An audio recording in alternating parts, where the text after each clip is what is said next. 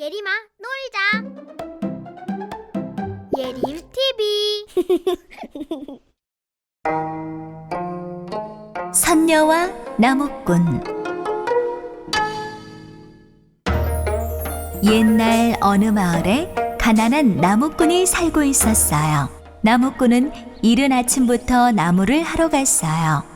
어서 참한 색시를 얻어 장가를 가야 할 텐데. 나무꾼은 어머니의 배웅을 받으며 산으로 향했어요. 나무꾼이 나무를 하고 있는데 사슴 한 마리가 달려왔어요.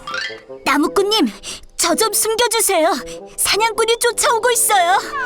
나무꾼은 가엾은 마음에 사슴을 나무단 뒤에 숨겨주었어요. 혹시 이쪽으로 지나가는 사슴 한 마리 못 보았어? 사슴이요? 방금 뭔가 저쪽으로 달려가던데. 나무꾼은 사냥꾼에게 엉뚱한 곳을 알려주었어요. 고마워요. 나무꾼님 덕분에 살았어요. 은혜를 갚고 싶어요. 나무꾼님은 소원이 뭐예요?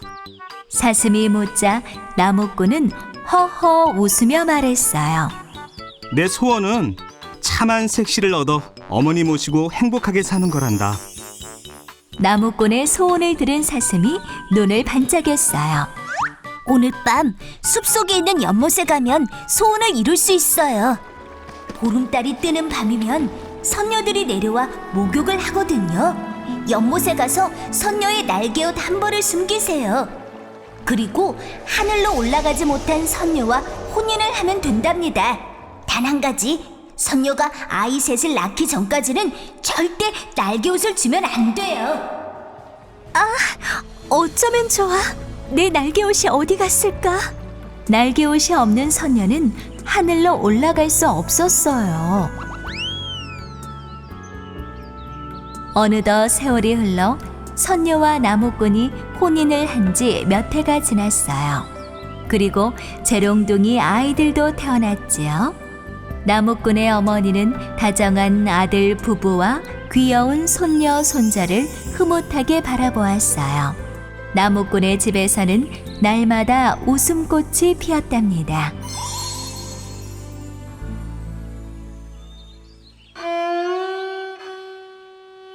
남부러울 게 없는 나날이었지만 선녀는 늘 마음 한켠이 쓸쓸했어요. 하늘나라 식구들은 모두 잘 지낼까? 보고 싶어. 나무꾼은 하늘을 보며 눈물 짓는 선녀가 안쓰러웠어요. 그러던 어느 날 나무꾼이 큰 결심을 한 듯 날개옷을 꺼냈어요. 어머나, 이건... 서방님, 딱 한 번만 입어보고 싶어요. 그럼 딱 한 번만이요.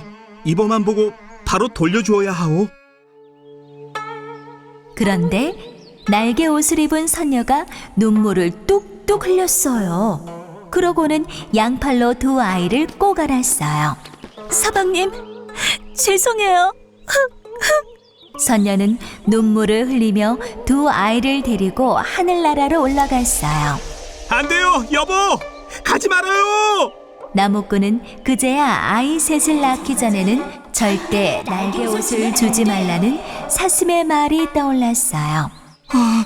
사슴의 말을 들었어야 했는데. 하지만 뒤늦게 후회해봐야 소용없는 일이었어요. 그날부터 나무꾼은 선녀와 아이들을 애타게 부르며 울었어요. 어느 날 사슴이 찾아와 말했어요. 며칠 뒤 보름달이 뜰 때 연못으로 오세요. 그럼 아내와 아이들을 만날 수 있는 거니? 사슴은 가만히 고개를 끄덕였어요. 드디어 보름달이 뜬 밤, 하늘에서 두레박 하나가 슬렁슬렁 내려왔어요. 나무꾼은 얼른 두레박을 타고 하늘로 올라갔어요.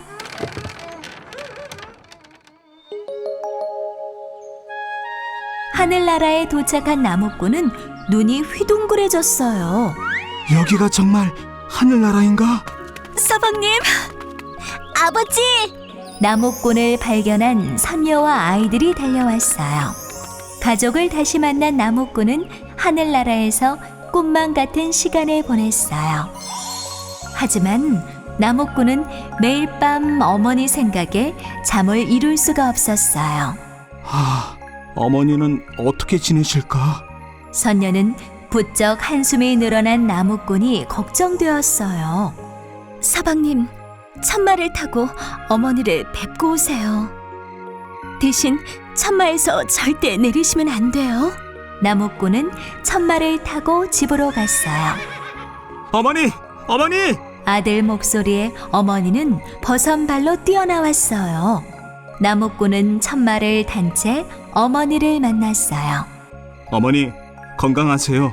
전 이제 돌아가야 해요. 얘야, 잠시만 기다리거라. 내가 오면 주려고 날마다 팥죽을 쏘었단다. 팥죽은 나무꾼이 가장 좋아하는 음식이었어요. 그런데 나무꾼이 맛있게 먹다가 그만 팥죽을 쏟고 말았어요. 그 바람에 천마가 놀라 몸부림을 쳤어요. 결국 나무꾼은 땅에 떨어지고 천마는 하늘로 날아가 버렸어요.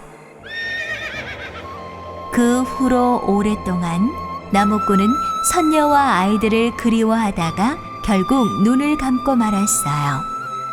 그러고는 수탉이 되었죠.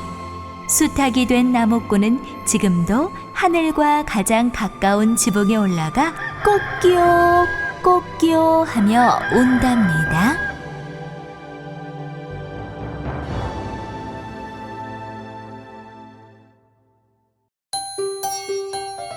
12시를 알리는 종소리 아쉽지만 마법이 풀릴 시간 어여쁜 신데렐라 어서 돌아가세요.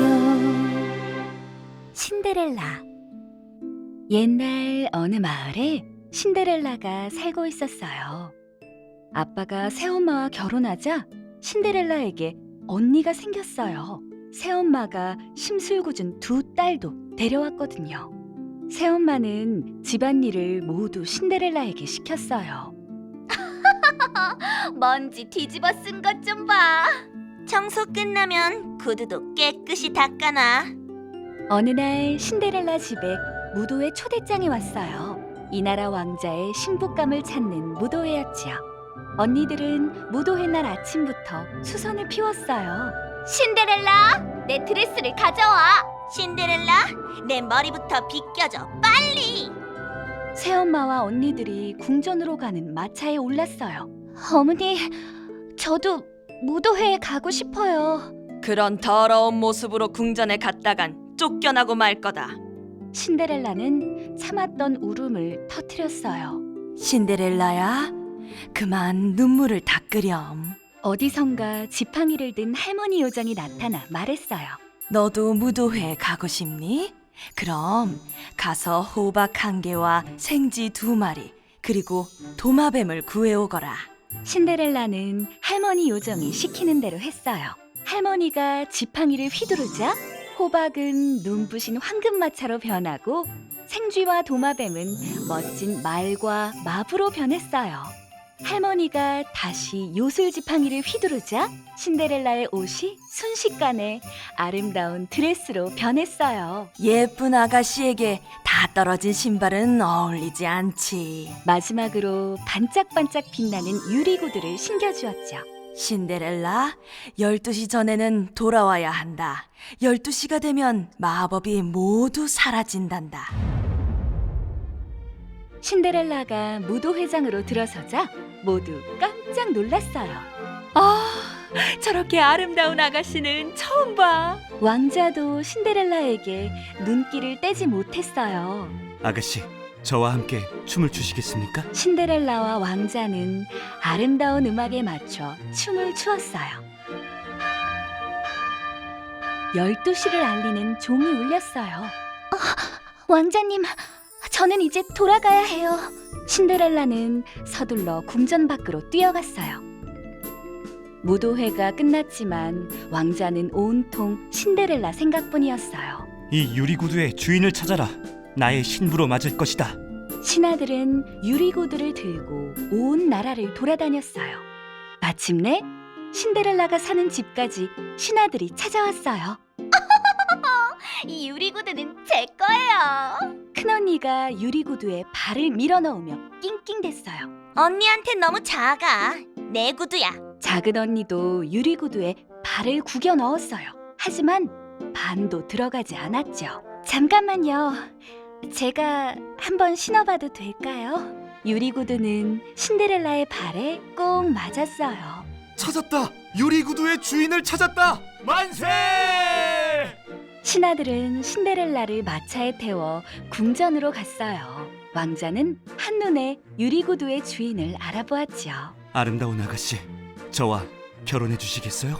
왕자의 청혼에 신데렐라가 수줍게 고개를 끄덕였어요. 신데렐라는 왕자와 함께 오래오래 행복하게 살았답니다. 12시를 알리는 종소리 아쉽지만 마법이 풀릴 시간 어여쁜 신데렐라 어서 돌아가세요 금도끼, 은도끼.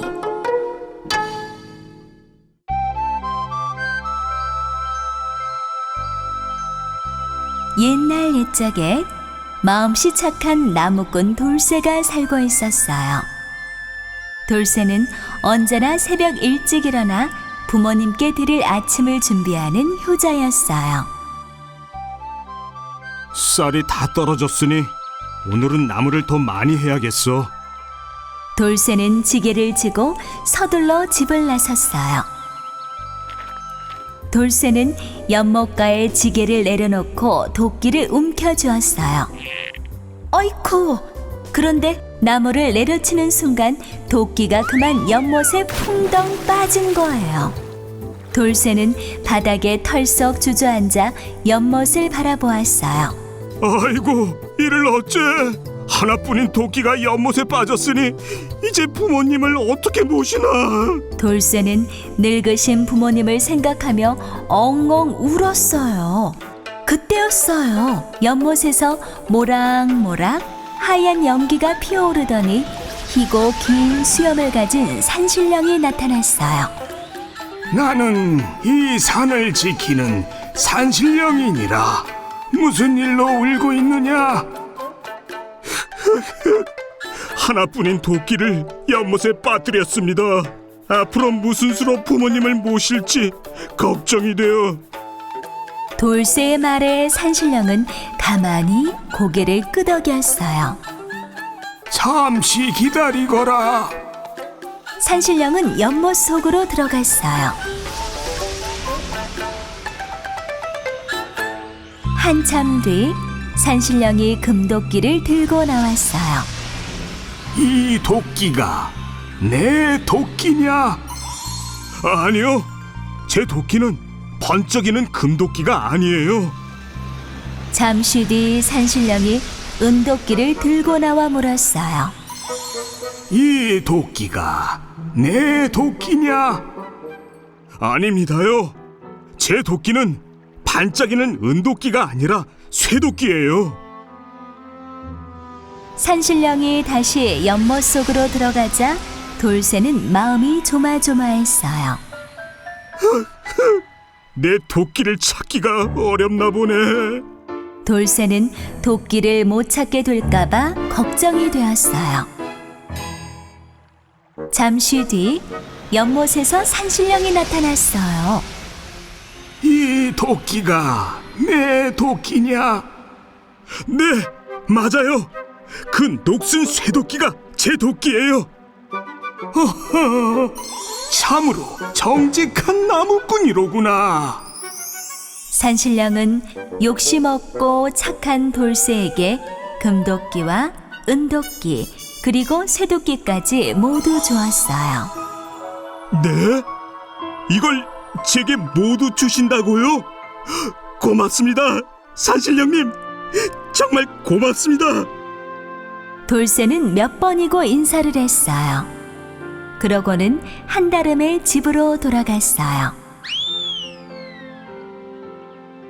돌쇠 이야기는 입에서 입으로 전해져 욕심 많은 칠성이에게도 전해졌어요. 뭐라고? 쇠도끼를 연못에 빠뜨렸는데 금도끼에 은도끼까지 얻었다고? 칠성이는 배가 아파서 가만히 있을 수가 없었어요. 옳지. 나도 쇠도끼 하나 장만해서 나무하러 가야겠다. 칠성이는 흥얼흥얼 콧노래를 부르며 산으로 갔어요. 연못에 이 도끼만 퉁덩 빠뜨리면 나도 부자야, 부자. 연못에 도착한 칠성이는 설렁설렁 도끼질을 했어요. 그러고는 연못을 향해 도끼를 냅다 던졌어요. 이를 어째? 내 귀한 도끼를 연못에 빠뜨렸네. 칠성이는 큰 소리로 우는 신용을 했어요. 그런데 정말로 연못 속에서 산신령이 나타났어요. 나는 이 산을 지키는 산신령이니라. 무슨 일로 울고 있느냐? 온 가족이 굶은 지 오래라 나무를 하러 왔는데 도끼를 그만 연못에 빠뜨렸지 뭡니까요? 아이고 내 도끼. 딱하게 되었구나. 잠시 기다리거라. 산신령은 연못 속으로 들어갔어요. 워호라 돌쇠 이야기가 진짜였구나.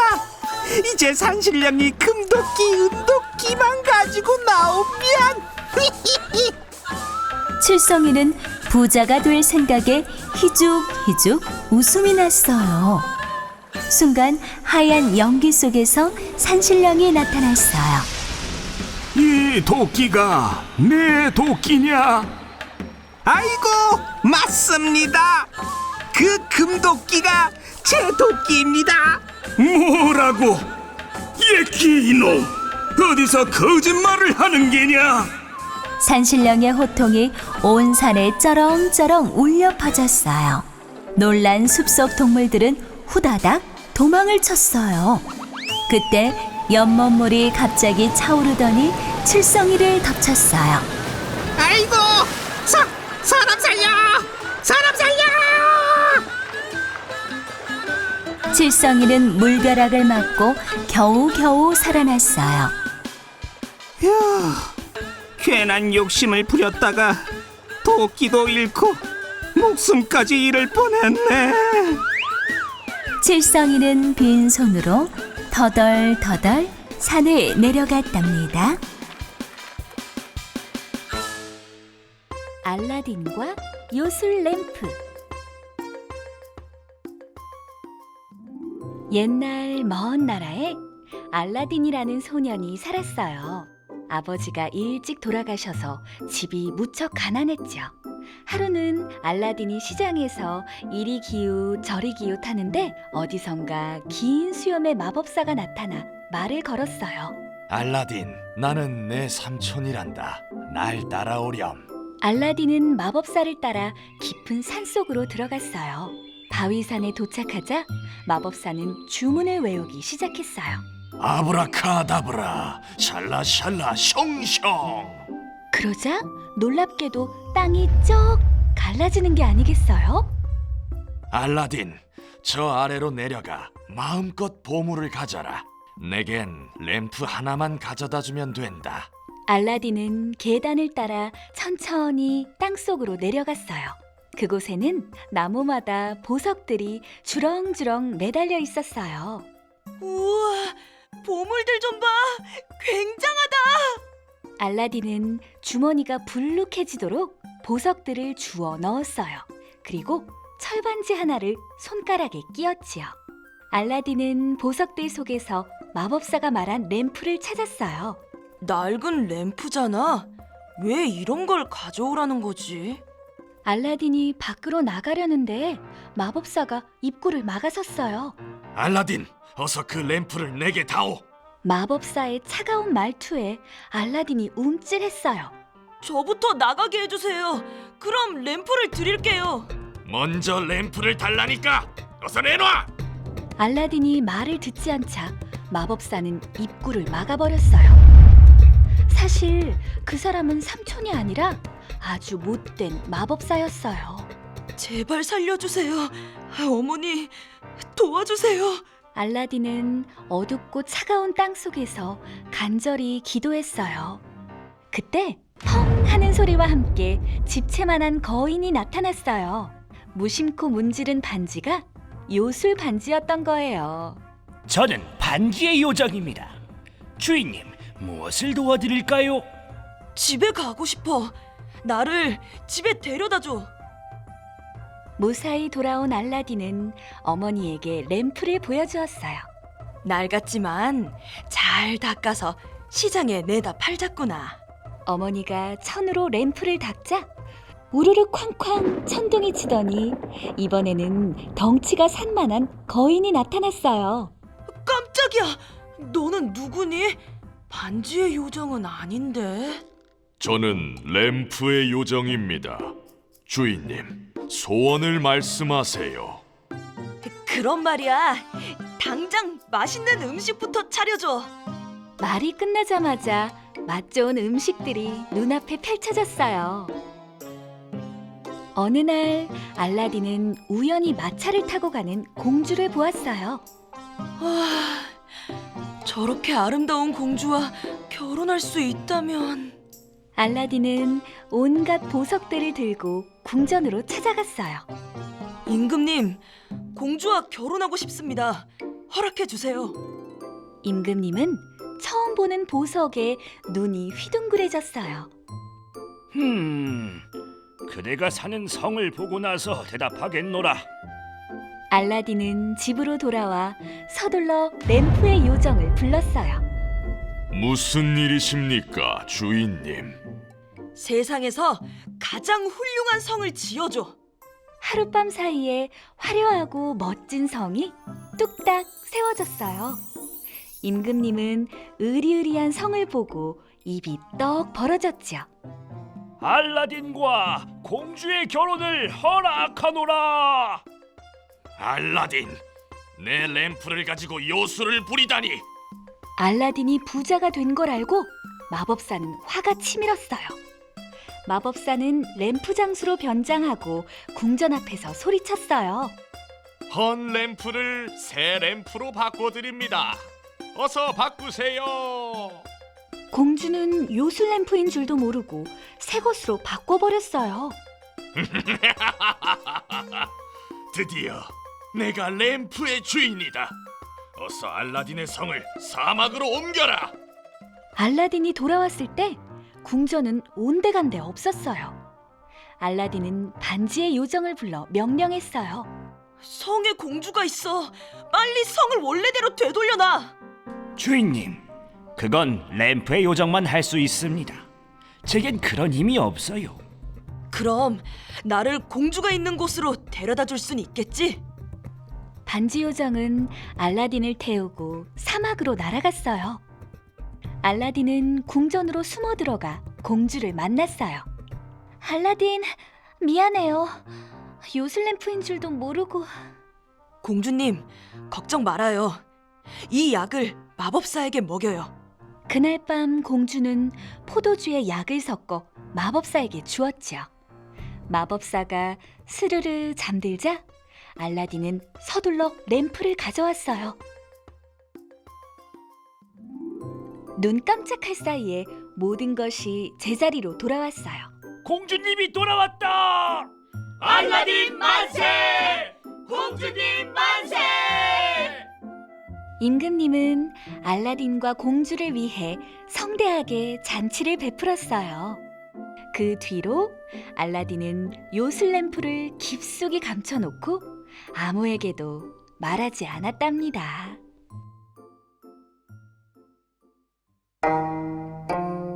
해와 달이 된 오누이.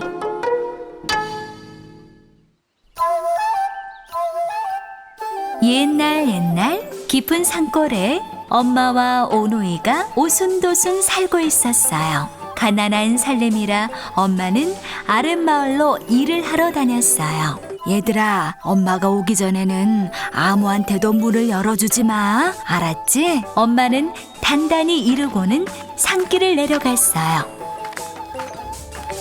하루 종일 힘들게 일한 엄마는 떡을 얻어 집으로 향했어요. 막 한 고개를 꼴딱 넘을 때였어요. 흥흥 고소한 떡 냄새가 나네. 떡 하나 주면 안 잡아 먹지. 커다란 호랑이가 불쑥 나타나 길을 막았어요. 엄마는 벌벌 떨면서 말랑말랑한 떡 하나를 주었어요. 호랑이는 낼름 받아서 꼴떡 먹어치웠지요. 두 번째 고개를 꼴딱꼴딱 넘을 때였어요. 떡 하나 주면 안 잡아 먹지. 엄마는 쫄깃쫄깃한 떡 하나를 또 주었어요. 호랑이는 고개를 넘을 때마다 나타났어요. 엄마는 마지막 떡까지 호랑이에게 모두 주고 말았어요. 마지막 한 고개가 남았는데 떡이 없으니 어쩌지? 엄마는 온몸이 부들부들, 다리가 후들후들 떨렸어요. 마지막 고개를 꼴딱꼴딱 꼴딱 넘어가려 할 때였어요. 떡 하나 주면 안 잡아 먹지. 호랑이야, 이젠 떡이 없구나. 제발 살려주렴. 뭐? 떡이 없다고? 그럼 너를 잡아먹을 수밖에. 어흥! 호랑이는 눈 깜짝할 새에 엄마를 꿀떡 삼켰어요. 호랑이는 주섬주섬 엄마 옷으로 갈아입고 오노이 집으로 갔어요. 얘들아, 배고프지? 엄마 왔다. 문 열어라. 우리 엄마 목소리는 가늘고 고운데? 누이 동생이 말했어요. 밤길에 찬바람을 쐬어서 목이 쉬었단다. 그럼 손을 내밀어 보세요. 의심쩍은 목소리로 오빠가 말했어요. 호랑이는 문틈으로 손을 쓱 내밀었어요. 손은 크고 털이 북슬북슬했어요. 이상한 생각이 든 오빠는 문틈으로 살짝 엿보았어요. 그런데 문 밖에 엄마 옷을 입은 호랑이가 서 있는 게 아니겠어요? 엄마가 아니라 호랑이야. 빨리 도망가야 해. 오빠는 누이 동생 손을 잡고 뒷문으로 몰래 나갔어요. 살금살금 뒤뜰로 나온 오누이는 우물 옆에 있는 나무 위로 올라갔어요. 호랑이는 뒤늦게 방으로 들어갔어요. 어흥! 뒷문으로 도망쳤군. 호랑이는 냉큼 뒤뜰로 나갔어요. 오호! 우물 안에 숨었구나. 우물 속에는 오누이 얼굴이 아롱아롱 비쳤어요. 호랑이는 오누이를 잡으려고 바둥거렸어요. 그 모습을 보고 있던 누이 동생이 까르르 웃었어요. 에이 바보, 우린 나무 위에 있는데. 호랑이가 나무 위를 올려다보았어요. 옳지, 그 위에 있었구나. 호랑이는 나무에 올라가려고 안간 힘을 썼어요. 하지만 자꾸 버둥버둥 미끄러졌어요. 얘들아, 거기 어떻게 올라갔니? 참기름을 듬뿍 바르고 쭉쭉 올라왔지. 오빠가 약 올리듯 말했어요.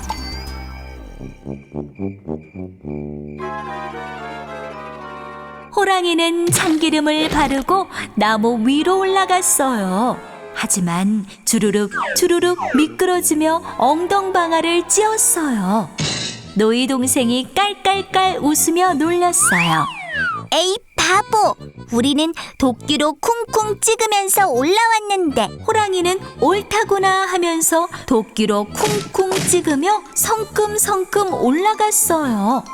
꼼짝없이 잡히게 된 오누이는 사시나무 떨듯 바들바들 떨었어요. 오빠는 하늘을 향해 두 손 모아 빌었어요. 저희를 살리시려거든 튼튼한 동아줄을 내려주시고 죽이시려거든 썩은 동아줄을 내려주세요. 어린 누이 동생도 눈물을 흘리며 빌었어요. 그때 하늘에서 동아줄이 스르르 내려왔어요. 오누이는 동아줄을 잡고 하늘로 높이 높이 올라갔어요. 그 모습을 본 호랑이도 덩달아 빌었어요. 저를 살리시려거든 튼튼한 동아줄을 내려주시고 죽이시려거든 썩은 동아줄을 내려주세요. 잠시 뒤 신기하게도 동아줄이 내려왔어요. 호랑이는 재빨리 동아줄에 매달렸어요. 그런데 얼마 못 가 동아줄이 뚝 끊어졌어요. 으아! 호랑이 살려! 호랑이가 잡은 것은 썩은 동아줄이었던 거예요. 호랑이는 수수밭에 떨어져 죽고 말았어요.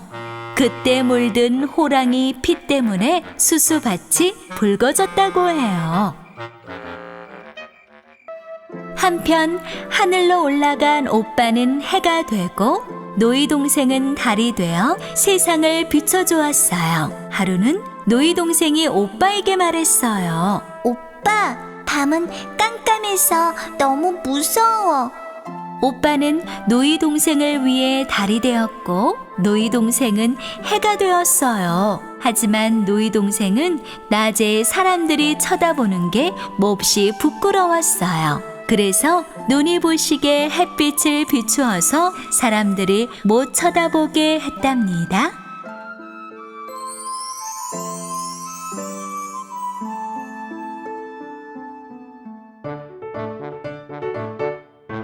왕자님을 사랑한 인어공주 사랑을 이룰 수가 없었어요. 왕자님의 결혼식 날 물거품이 되어 왕자 곁에 남았대요. 인어공주. 아주 먼 옛날 바닷속에 인어공주가 살고 있었어요. 어느 날 밤 인어공주는 바다에 떠있는 커다란 배 한 척을 보았어요. 배의 갑판 위에는 잘생긴 왕자가 바닷바람을 맞고 서 있었어요. 그 모습에 인어공주는 가슴이 뛰었어요. 그때 갑자기 커다란 파도가 치더니 순식간에 배를 덮쳤어요. 인어공주는 위험을 무릅쓰고 왕자를 구해주었어요. 다음 날 아침, 한 아가씨가 바닷가를 걸어왔어요. 인어공주는 얼른 바위 뒤로 몸을 숨겼지요. 왕자가 깨어나 아가씨를 보며 말했어요. 오, 당신이 나를 구해주었군요. 정말 고마워요, 아가씨. 인어공주는 바다로 돌아간 뒤 날마다 왕자를 그리워했어요.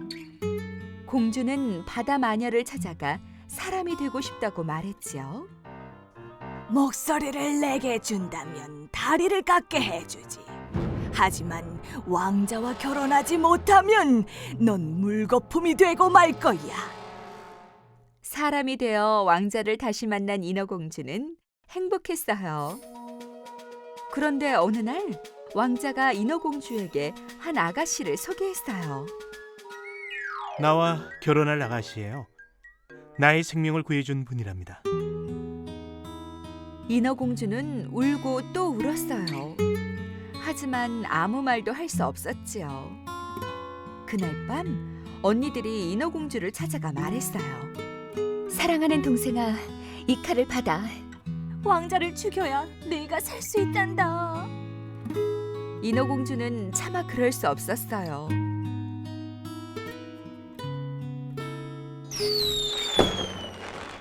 내 생명을 구해줘서 고마워요. 왕자님, 저와 결혼해 주셔서 감사해요.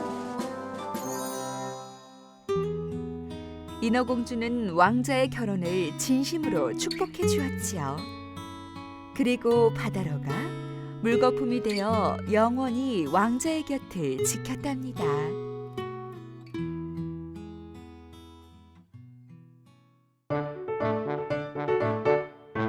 왕자님을 사랑한 인어공주 사랑을 이룰 수가 없었어요.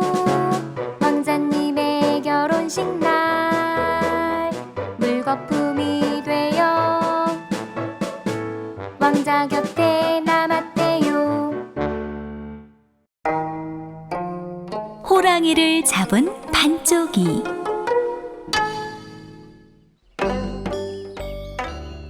옛날 아기를 몹시도 기다리는 부인이 있었어요.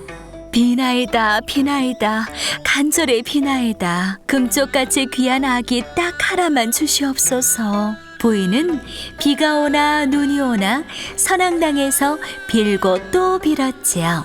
그러던 어느 날 꿈에 신령님이 나타났어요. 마을 우물에 가면 잉어 3마리가 있을 것이다. 그 잉어 3마리를 푹 구워 먹으면 아들 삼형제를 얻을 것이니라. 다음 날 부인은 마을 우물가로 달려갔어요. 우물 속에는 정말 빛깔이 고운 잉어 3마리가 있었어요. 부인이 잉어를 가져가려는데 고양이가 잉어 1마리를 잽싸게 물고 도망쳤어요. 부인이 얼른 쫓아갔지만 고양이는 이미 잉어 절반을 먹어버렸죠.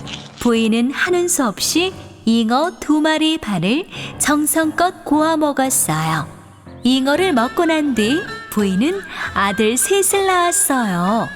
첫째와 둘째는 키도 크고 잘생긴 데다 건강했어요. 그런데 셋째는 몸이 반쪽이었어요. 눈도 하나, 귀도 하나, 팔도 하나, 다리도 하나, 콧구멍도 하나. 그래서 반쪽이라고 불렸지요. 마을 사람들은 반쪽이만 보면 수런수런했어요. 저런 몰골로 사람 구실이나 할지 몰라? 형들도 반쪽이를 창피하게 여겨 따돌리기 일쑤였어요. 하지만 반쪽이는 두 형보다 힘도 세고 마음씨도 착했어요. 그러던 어느 날 마을에 큰 문제가 생겼어요. 산에서 호랑이가 내려와 소와 돼지를 마구 잡아가는 거예요. 이러다 사람도 잡아가면 어쩌나? 아이고 무서워라. 사람들은 불안해서 잠을 이룰 수 없었어요. 고을 원님도 걱정이 이만저만이 아니었어요. 어허, 사나운 호랑이가 해를 끼치니 이를 어쩐다. 원님은 방을 붙여 호랑이를 잡아오는 이에게는 큰 상을 내리기로 했어요. 큰 형이 호랑이를 잡아오겠다고 집을 나섰어요. 하지만 며칠이 지나도 돌아오지 않았어요. 형에게 무슨 일이 생긴 게 틀림없어요. 제가 호랑이를 반드시 잡아오겠습니다. 이번에는 둘째 형이 호랑이를 잡으러 나섰어요. 형님, 저도 같이 갈게요. 반쪽이도 따라 나섰지만 둘째 형은 반쪽이를 뿌리치고 혼자 가버렸어요. 둘째 형 역시 며칠이 지나도록 소식이 없었어요. 부모님은 형들 걱정으로 알아놓았어요. 어머니, 아버지, 제가 형들도 찾고 호랑이도 잡아오겠습니다. 형들도 잡지 못한 호랑이를 내가 어찌 잡겠다는 것이냐. 부모님은 반쪽이마저 잃을까봐 한사코 말렸어요. 하지만 반쪽이는 부모님을 안심시키고는 길을 나섰어요. 반쪽이는 공중공중 깊은 산속으로 들어갔어요. 어느덧 날이 저물고 멀리 대궐같이 으리으리한 기와집이 보였어요. 반쪽이가 대문을 두드리자 수염이 길고 하얀 영감이 나왔어요. 날이 저물어 길을 잃었으니 하룻밤만 신세를 지겠습니다. 영감은 반쪽이에게 선뜻 방을 내주었어요. 그런데 반쪽이는 방이 아니라 마루 밑에 들어가 잠을 잤어요. 날이 채 밝지도 않은 이른 새벽이었어요. 녀석이 어디로 갔지? 아침 일찍 꿀꺽하려 했는데. 마루 밑에서 자던 반쪽이가 그 소리에 놀라 깼어요. 반쪽이는 마루 밑에서 나와 몰래 영감을 엿보았어요. 그런데 영감이 훌쩍 제주를 넘더니 호랑이로 변하는 거예요. 그렇다면 저 영감이 바로 호랑이? 반쪽이는 정신을 바짝 차렸어요. 반쪽이가 큰 소리로 외쳤어요. 호랑이 이놈! 우리 형님들은 어디 있느냐? 반쪽이는 집채만한 호랑이 앞에서도 떨기는커녕 눈 하나 끔쩍하지 않았어요. 호랑이는 입을 쩍 벌리고 반쪽이에게 달려들었어요. 반쪽이도 주먹을 꽉 쥐고 호랑이에게 달려들었어요. 휙! 퍽! 턱을 맞은 호랑이는 잠시 주춤하다가 다시 덤벼들었어요. 반쪽이는 온 힘을 주먹에 모아 호랑이를 내리쳤어요. 결국 호랑이는 맥없이 풀썩 쓰러졌죠. 반쪽이는 호랑이를 메고 산에서 내려왔어요. 마을 사람들이 모두 달려나와 기뻐했어요. 반쪽이가 우리 마을을 살렸네 그려. 이제야 발 뻗고 잘 수 있겠어. 반쪽이 만세! 부모님은 반쪽이가 자랑스러웠어요. 큰 상을 받은 반쪽이는 부모님을 모시며 오래오래 잘 살았답니다.